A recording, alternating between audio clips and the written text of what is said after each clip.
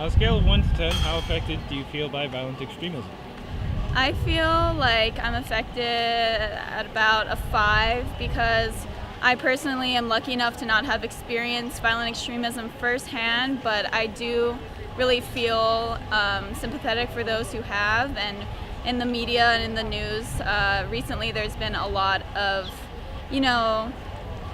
publications coming out about how terrible violent extremism is in some parts of the world, and that really hurts me, and I think we need to do a lot more to help stop it. Like what? I think that we can use social media to promote peace, because I know violent extremists use social media to try and lure people who are vulnerable into joining their cause, and so I think we can flip that and make it into a positive thing and use their platforms that they're using, like Facebook and Twitter, to help promote peace instead of violence. How much of a priority do you think challenging violent extremism should have?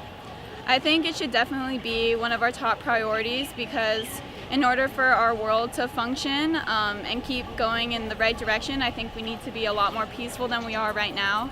And so I think our government should really make it a priority to try and challenge violent extremism and really start building peace in our society. Because it's not fair for innocent people to lose their lives just because people think differently. I think we need to spread the idea of open-mindedness and really being accepting of all people's beliefs, because it's not fair.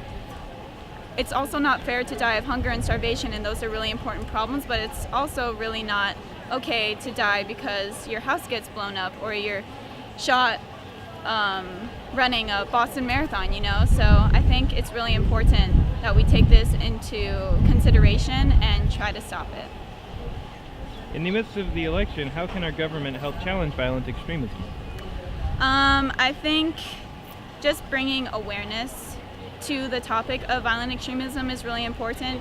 Prior to taking this class, I hadn't really learned much except for the major events that we've heard about here in America, like the Sandy Hook elementary school or the Boston Marathon, but violent extremism is going on everywhere in all parts of the world, and it's affecting a lot of lives that people don't really realize.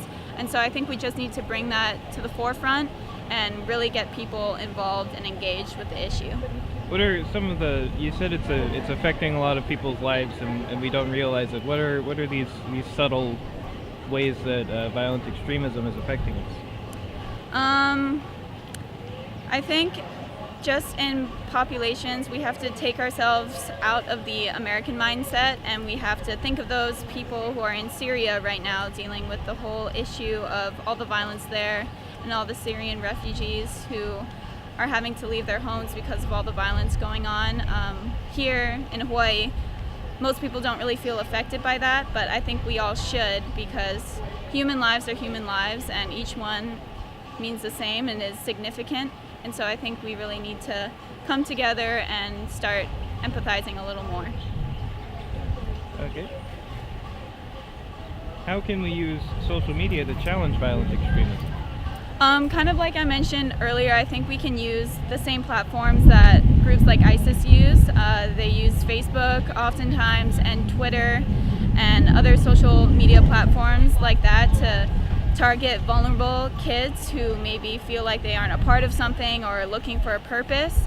And so they reach out to kids in that way, which is really easy, and it's really attractive to some people who are feeling insecure. And so I think we can flip that and use those same platforms for in a positive way, and in order to promote peace and try to engage those people who are vulnerable to getting recruited by groups like ISIS, try to show them the light, and by posting inspiring articles on Facebook or letting people know of different organizations they can be a part of to promote peace. And so I think that's one way social media can help.